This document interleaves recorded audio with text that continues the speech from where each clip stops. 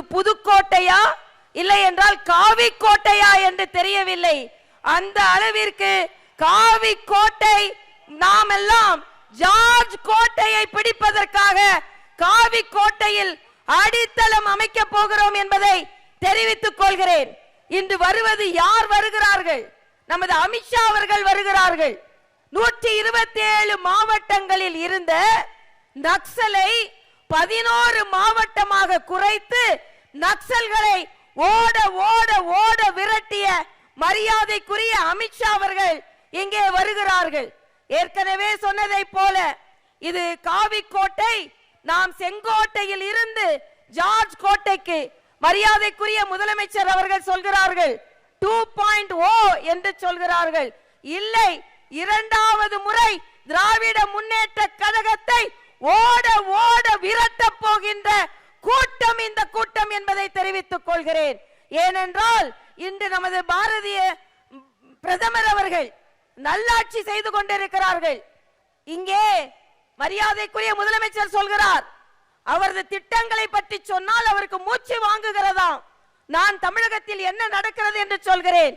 கல்லூரி பேராசிரியர்கள் பதவி உயர்வு கேட்டு போராட்டம், தொழிற்கல்வி ஆசிரியர்கள் ஊதிய உயர்வு கேட்டு போராட்டம், இளநிலை ஆசிரியர்கள் ஊதியம் கேட்டு போராட்டம், மருத்துவர்கள் தொழில்நுட்ப பணியாளர்கள் ஊதிய பாக்கி கேட்டு போராட்டம், எய்ட்ஸ் கட்டுப்பாடு ஊழியர்கள் ஊதியம் கேட்டு போராட்டம், செவிலியர்கள் பணிச்சுமை அதிகரிப்பு கேட்டு போராட்டம், அங்கன்வாடி பணியாளர்கள் ஓய்வூதியம் கேட்டு போராட்டம், சத்துணவு பணியாளர்கள் உரிமை மறுக்கப்பட்டு போராட்டம், தூய்மை பணியாளர்கள் பணி நிரந்தர போராட்டம், நெடுஞ்சாலை பணியாளர்கள் போராட்டம். ஆக இப்படி வாழ்க்கையே போராட்டமாகி கொண்டிருக்கும் பொழுது ஸ்டாலின் அவர்களே, எப்படி திமுக 2.0 மாறும்? 2.0 இல்ல, உங்களை ஓட ஓட விரட்டுவார்கள்.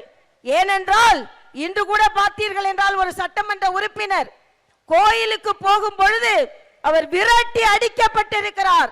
சேகர் பாபு விரட்டி அடிக்கப்பட்டார். நான் இன்று ஒரு சவால் விட்டேன்.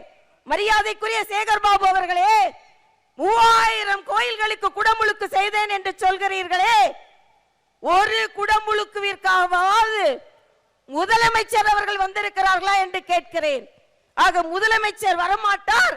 மத சார்பில்லாதவர்கள் என்றால் அது பாரதிய ஜனதா கட்சியை சார்ந்தவர்கள் தான். ஏனென்றால் புதுக்கோட்டை காவி கோட்டையாக மாறிக்கொண்டிருக்கிறது என்பது மட்டுமல்ல, இன்று ஜார்ஜ் கோட்டையை நாம் அடைவதற்கு இங்கே அடித்தளம் அமைக்கப்படுகிறது என்பதை நான் இங்கே தெரிவித்துக் கொள்கிறேன். ஏனென்றால் இன்றைய காலகட்டத்தில் மரியாதைக்குரிய மோடி அவர்களின் டபுள் இன்ஜின் கவர்மெண்ட் இங்கே வர வேண்டும் என்றால் நிச்சயமாக தேசிய ஜனநாயக கூட்டணி ஆட்சிக்கு வர வேண்டும். படிக்க வர வேண்டிய மாணவர்கள் பட்டா கத்தியோடு வருகிறார்கள். கத்தி கத்தி படிக்க வேண்டிய மாணவர்கள் கத்தியோடு வருகிறார்கள். நல்ல பாதையில் போக வேண்டிய மாணவர்கள் போதையில் வருகிறார்கள். இதே மாவட்டத்தில் இருந்து வைகோ அவர்கள் போதையை ஒழிக்க அவர் பாத யாத்திரை செல்கிறாராம்.